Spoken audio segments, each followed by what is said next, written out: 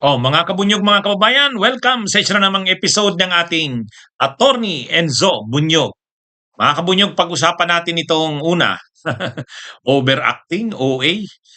OA itong si Senador Joel Villanueva.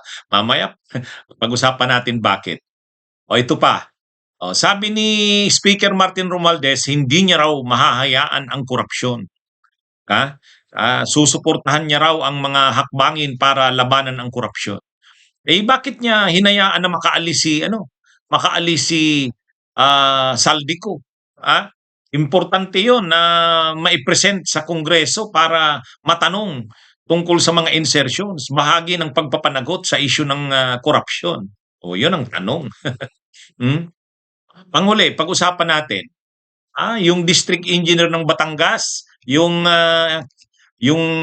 na-entrap, nahuli na nagbibigay ng bribe o suhol sa batang congressman ng First District ng Batangas na si Congressman Leandro Leveste.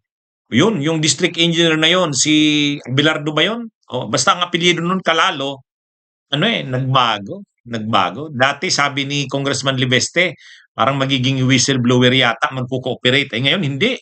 Nakakuha ng magaling na abogado. Sino kayang nagbigay sa kanya? Si Attorney Raymond Fortun. Yan kanyang abogado. At sabi niya, siya daw ay hindi daw siya in-entrap, in-instigate siya. At hindi raw totoo yung mga akusasyon sa kanya. Ayan, pag-usapan natin yan mamaya. Ito mga kabunyog, mga kababayan. Ito namang si Joel Villanueva, OA naman. Pangpamas naman ang acting ni actually grabe nga ang nagre-react ng mga netizens eh. Sabi ng mga netizens, pangfamas, tinalo pa yung mga artistang sinasanay ni Ogie Diaz. ha? Kumakalat yung ito yung pagsasalita ni Joel Villanueva sa sa Senado. Ano yan, may isa pa niyan. Yun namang kinumprontan niya rin yung official na pabaya daw sa gawain.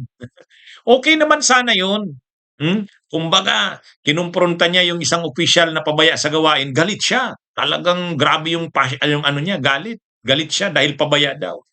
Tapos yung tungkol sa People's Initiative, grabe, siya sa kanyang mga sinabi. Kaya lang, bakit pagdating dun sa mga anomalya sa Bulacan, halimbawa doon kay District Engineer Alcantara, bakit wala tayong nakitang ganun? Bakit hindi sobra yung galit niya? Parang, Bakit? Bakit na iba? Sa pakisagot nga, Senador Joel Villanueva, kaya ka iniisipan na parang may usapan kayo ni District Engineer Henry Alcantara kasi nga hindi mo siya sinisita, pinapagalitan katulad ng ginawa mo doon sa video. Siyempre, alam ka na kapag nagagalit ka sa bagay na mali, yun, iba kapag nagsalita ka, mapuwersa. Talagang makita mo na seryoso ka, galit ka nga. Pag may nakita kang mali, bakit pagdating kay District Engineer Henry Alcantara, parang walang makita ang tao na sa iyo yung dating galit mo na to the point na sinasabihan kang OA, dito hindi makita eh. Hindi makita eh. Bakit? So yun ang tanong ng marami. Kaya yung nagbanta ka, nakakasuhan mo, kakasuhan ni Senador Villanueva ni Joel Villanueva yung mga naninira daw sa kanya, hindi naman siya sinisirahan. hindi naman fake news yun, hindi naman yun. Nagtataka lang. Bakit nga ganun? Dati naman siyang pag nagsasalita, talagang matindi. Tapos kumalat yung mga pictures niya kasama si District Engineer Alcantara, kumalat yung mga video niya kasama si District Engineer Alcantara. Tapos na-involve ngayon yung si District Engineer Alcantara sa mga anomalya. Tapos bigla siyang nanahimik. So anong isipin ng tao? Hindi ka naman dating ganyan eh. Kapag may nakita kang mali, linalabanan mo, binabatikos mo, nakikita ng tao na talagang galit ka. Tapos dito biglang tahimik. Nung sinalang si District Engineer Henry Alcantara sa Senado, ni hindi ka nga nakitaan ng ano, nung dating mga galit mo sa mga bagay na mali. Bakit? Yun ang tanong ng marami. Why? Bakit? Ha? Yun yun. Ito, tungkol dito naman sa ano, kay Speaker Martin Romualdez. Sabi ni Speaker Martin Romualdez, hindi niya raw matutolerate ang korupsyon. Hmm? Ang mas eksaktong sinabi niya ni Martin Romualdez, ha? Sabi niya, the House of Representatives, the House of the People will never condone corruption. Yun. Ha? Hindi raw makukondon o mahahayaan ng House of Representatives ang korupsyon. Okay naman yon. Sabi niya pa, I fully support initiatives for independent scrutiny and fair prosecution to ensure that those who betray public trust are held accountable under the law. Okay, susuportahan niya daw na yung mga sumisira sa tiwala ng publiko ay mapapanagot. Ah, mapapanagot sa ilalim ng batas. Okay, ito na. Yung dating Appropriations Committee Chair mo, si Saldico, ang daming kontrobersya ngayon na kailangan niyang sagutin. Ha? Ang dami niyang kailangang ipaliwanag. Kaya lang, anong nangyari? Ayun, pumunta ng Amerika, ikaw yung nag-approve nun. Bakit mo inapprovean? Masyado na bang emergency yung medical treatment na kailangan niya? O hindi maiwasan ngayon ng mga tao na mag-isip na pinatakas para hindi na maimbestigahan sa Kamara. Kasi talagang ini-insist nila Congressman Erese na dapat mag-appear si Saldico at si Grace Poe para maipaliwanag yung mga nangyaring insertion sa BICAM. Tapos pinaalis mo, Speaker Martin Romualdez. Hindi maiwasan yung ganun. Kaya maganda sana yung sinasabi mo na dapat hindi ikondon ang korupsyon. Dapat sino man na dapat magpaliwanag o dapat managot sa ilalim ng batas ay dapat managot. Pero ito na nga, ito imahe na ng Kamara ang nakasalang dito. Yung integrity na ng Kamara ang nakasalang dito. Talagang nagdududa ang maraming katanungan ang publiko doon sa nangyaring mga insertions sa BICAM. Lalo na sa 2025 budget. At si Saldi ko lang makakasagot nun. O bakit hindi siya humaharap? Kung talagang hindi mo kinukondon ng korupsyon, hindi mo to hahayaan. Sasabihan mo pa nga si Saldico. Sabihin mo, Congressman Saldico, pasensya na, kailangan sagutin mo yung mga tanong na yan. Wala naman tayong tinatago, harapin mo. Hindi mo dapat iwasan yan. Kasi tayo ang masisira sa Kamara niyan, ditong House of Representatives, the House of the People. O sana ganun. Pero bakit? Bakit ganun? Parang hindi naman makita ng yung katotohanan dun eh. Hindi makita. Parang pinoprotektahan. Kahit sila Congressman Benny Abante, sila Congresswoman Garin, pinoprotektahan si Saldico. Hindi naman ganun ang gagawin nila Benny Abante sa ni Garbin ni Garin kung walang utos sa'yo bilang speaker ng Kamara. At saka dapat sa mga pagkakataong ito, naririnig din si Speaker Martin Romualdez na nagsasalita. Kaya lang parang lahat paiwas eh. Parang lahat paiwas. So paano nyo ngayon makukumbinsi ang taong bayan na nilalabanan, hindi nyo nga ikukondon ang korupsyon? Paano nyo makukumbinsi ngayon ang publiko na papanagutin nyo ang lahat ng ang mga dapat managot? Ganitong nangyayari. Kaya nakakalungkot eh. Kaya ang tiwala ng publiko diyan sa mga investigasyon na ginagawa nyo, wala. Wala. Hindi ganun lubos ang tiwala. Paano magiging mapapanagot sa korupsyon? Hindi nga maimbestigahan. Hindi nga nababanggit ang mga politiko, mga kongresista na nasa likod ng mga proyektong ito. Hindi naman pinapangalanan eh. Dapat pangalanan. At pagkatapos ng pangalanan, magpaliwanag siya. Anong nangyari dyan sa pinopost mong proyekto? Doon lang makikukumbinsi ang sambayan ng Pilipino na seryoso ka nga sa pangako mo bilang speaker na hindi mo itutolerate or ikukondon ang korupsyon. Yun. Anyway, mga kabunyog, mga kababayan, itong si Abelardo, District Engineer Abelardo Calalo ng First Engineering District ng Batangas. Ito yung distrito rin ni Congressman Leandro Libeste.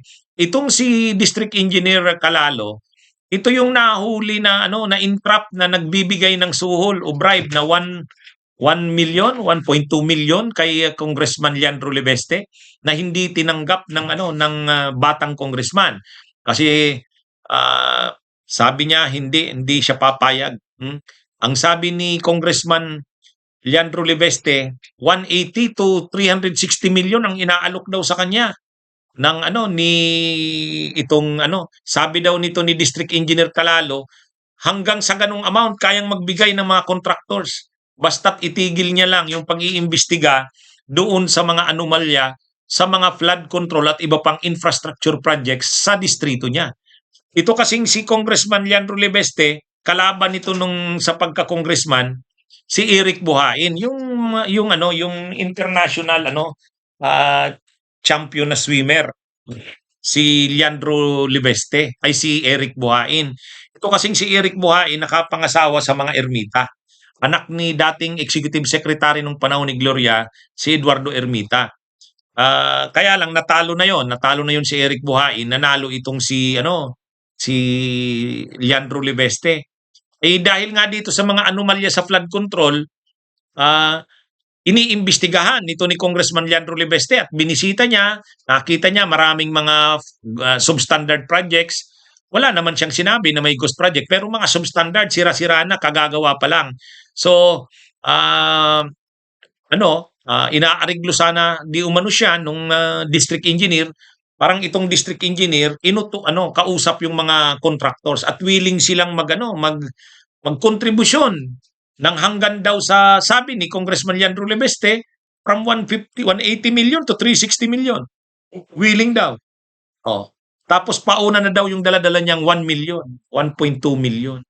Pagbigay niya ng 1.2 million, inaresto siya, entrapment. Entrapment. Kaya nakasuhan siya ngayon. Nakasuhan siya itong si District Engineer Calalo. Pero nung una, sabi ni Congressman Leandro Lebeste, nagpapaabot daw itong si District Engineer Calalo na willing mag-cooperate. Sasabihin niya na raw ang nalalaman niya. Natuwa naman si Congressman Leandro Lebeste. Sabi niya, kung magko-cooperate siya, salamat. Pero, pinag-iisipan, pwede itong maging state witness. Pero ngayon, ang latest, nag-submit ng counter affidavit itong si District Engineer Calalo. Sabi niya, hindi totoo yun. Yung mga akusasyon daw sa kanya, mga aligasyon, hindi daw totoo yun. Ang nangyari daw sa kanya, hindi entrapment, instigation. Alam niyo mga kabunyog, mga kababayan, magkaiba kasi yung entrapment sa instigation. Ang entrapment, kapag in-entrap ka at nahuli ka sa akto, yung mga ebidensyang nakuha sa'yo, magagamit laban sa'yo. Kasi entrapment yun eh. Pero kung instigation, yung ebidensyang nakuha sa'yo, hindi pwedeng magamit laban sa'yo. Kasi in-instigate ka eh. Yung entrap kasi, dati ka na talagang may intensyon gumawa ng masama. Yung krimen na gagawin mo, talagang ginagawa mo na yun, in-entrap ka na lang, hinuli ka na lang. Yung instigate, hindi mo naman planong gumawa nun, wala ka namang intensyon nun, nilur ka, kumbaga, inano ka, anong tawag doon? Inano ka, hindi ka gagawa ng masama kung hindi ka sinabihan na gawin yun. Ibig sabihin, hindi galing sa iyo yung intensyon na gumawa ng masama. Doon kasi o ng krimen. Doon kasi sa entrapment, gumagawa ka ng krimen, nahuli ka, inaktuhan ka lang. Pero dati ka nang may intensyon na gawin yon at ginagawa mo nga yun. Sa instigation, hindi. Wala kang nun. Wala kang plano nun. Kaya lang, nilur ka, pinapasok ka, kumbaga. Ang sabi kasi ni District Engineer Calalo, tinanong daw siya ni Congressman Libeste, magkano naman ang kaya nilang ibigay? Kaya, halimbawang ganito ang magkano? Kaya ba nila ang ganito? Ganitong percent, ganyan, ganyan. Parang pinapapasok siya ni Congressman Leandro Libeste. Galing daw kay Leandro Libeste hindi daw galing sa kanya. Kaya hindi daw yun entrapment. Instigation yun. Totoo nga naman, sa amin sa pag-aaral ng batas, kapag instigation, yun, hindi makagamit yung ebidensya doon.